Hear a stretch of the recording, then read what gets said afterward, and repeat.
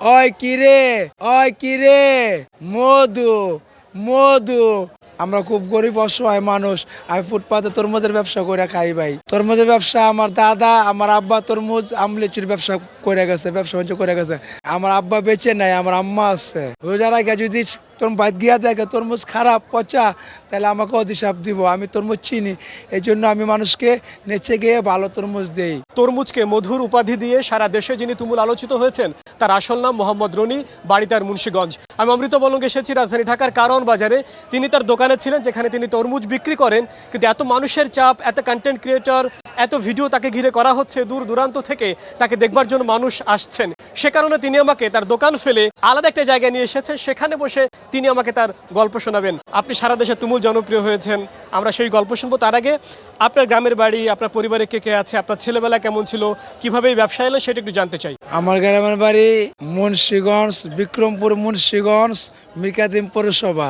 এক নামে চিনে, মির্কাদিম পৌরসভা গিয়া বলবেন যে রনি মধুর বাড়ি কই, দেখাই দিব সবাই। আচ্ছা, আপনার মা বাবা কি বেঁচে আছেন? আপনারা কয় ভাই বোন?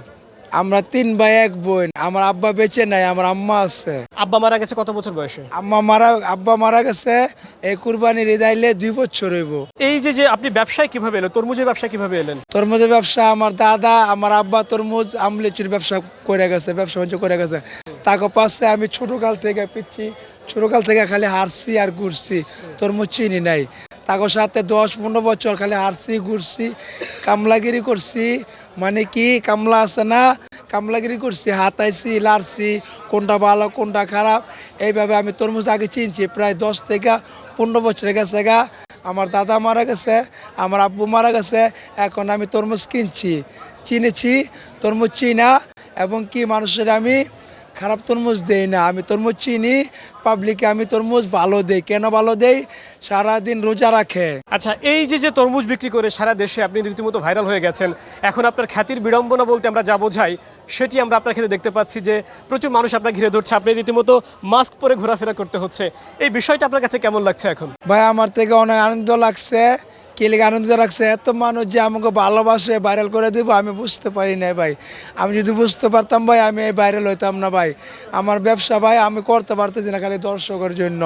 দর্শক যে এত ভালোবাসে, আমি তাকে উপরে রাখ না, আনন্দিত, খুশি, আলহামদুলিল্লাহ। আপনার বাড়িতে কে কে আছে? আমার বাড়িতে আছে আমার আম্মা, আমার ওয়াইফ আর ছেলে মেয়ে। ছোট ছেলে পড়ালেখা করে, আর মেয়ে 10-এ পড়ে। আমি অনেক কষ্ট করতে করতে দাদা অনেক বড় হয়েছে। কারণ বাজার ব্যবসা করতে করতে অনেক কষ্ট করতে করতে দাদা বড় হয়েছি।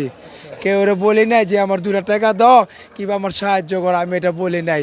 আমি কর্ম করছি, আমি ভ্যান চালাইছি, ব্যবসা করছি এবং কয়েলি করছি, সব কিছু করছি। দাদাকে অনেক মানুষের পাশে থাইকা ব্যবসা শিখছি। তারপর তরমুজ আমি চিনা, পরে আমি ব্যবসা শুরু করে দিছি। এই ব্যবসার থেকে আমি একটা নতুন টাইটেল বাই করছি, মজা কইরা রসিক কইরা তরমুজ বিক্রেতা করি। তরমুজ ভালো মধু রসমালাই বাই নিয়ে যান। আমি যখন আসি দেখি ওনার মুখে মাস্ক পরা, এবং আশপাশের যে দোকানদারেরা রয়েছেন তারা ওনার উপর কিছুটা বিরক্ত, এবং তারা এতটাই রাগান্বিত হচ্ছেন কেননা তাকে ঘিরে এসে মানুষ ধরছেন, তার দোকান চলবে সেলফি সেলফি সেলফি, খালি সেলফি খালি সেলফি। তার সঙ্গে সেলফি তুলবেন, তার কাছ থেকে কেনাকাটা করছে। বাকি আশপাশে যে মানুষগুলো রয়েছেন তাদের দোকান কেউ যাচ্ছেন না, এবং তার উপরে কারণে তারা সবাই বিরক্ত, তাই তো? তা আমি কি সেলফি তুলবো নাকি কর্মই করবো? আমার তো পেট আছে, বউ বাচ্চা আছে। আমি যদি সারাদিন সেলফি তুলি, তাহলে আমার পেট দেখবো কেটায়, আমার বউ বাচ্চা পোলামায় আমার মাক দেখবো কেটায়? আমার কর্ম করার সুযোগ দিন, যাতে আমার বউ বাচ্চা নিয়ে আমি 2-4 ডাল ভাত খেয়ে বাঁচতে চাই। আপনার বাচ্চারা, আপনার মা বাবা এই ভিডিওগুলো দেখেছেন কিনা? দেখছে, অনেক খুশি, অনেক আনন্দিত যে আল্লাহ তাআলা আমার পোলার দিকে তাকাইছে। কিন্তু আমার তো ঢাকা শহর দাদা কষ্ট হইতেছে, কিসের জন্য? পাবলিক খালি ছবি সেলফি। এতক্ষণ আমি ছিলাম মোহাম্মদ রনির সঙ্গে, তার বাড়ি মুন্সিগঞ্জ। তার জীবনের গল্প আমি মূলত আপনাদেরকে শোনাচ্ছিলাম। তরমুজ বিক্রি করে একটা মানুষ দেশে কিভাবে খ্যাতি পেয়েছেন, এবং সেই খ্যাতি পাওয়ার পরে তার কি বিড়ম্বনা হচ্ছে ব্যবসায়, সেটা তিনি আমাদেরকে শোনাচ্ছিলেন। এবং আমরা আপনার ওই ডায়ালগটা, ওই সংলাপটা একটা শুনতে চাই আমাদের দর্শকদের উদ্দেশ্যে। আমি তরমুজ ভালো, আমি জানি, আমি তরমুজ চিনি। এই জন্য আল্লাহ তাআলা আমার ব্রেনটা দান করছে। তরমুজ কাটছি, অপূর্ব একটা তরমুজ বাড়িছে। তাই আমি বললাম, ওই কিরে, ওই কিরে, মধু, মধু, মধু, রসমালাই, আগুন, আগুন, বিদ্যুৎ, কারেন্ট,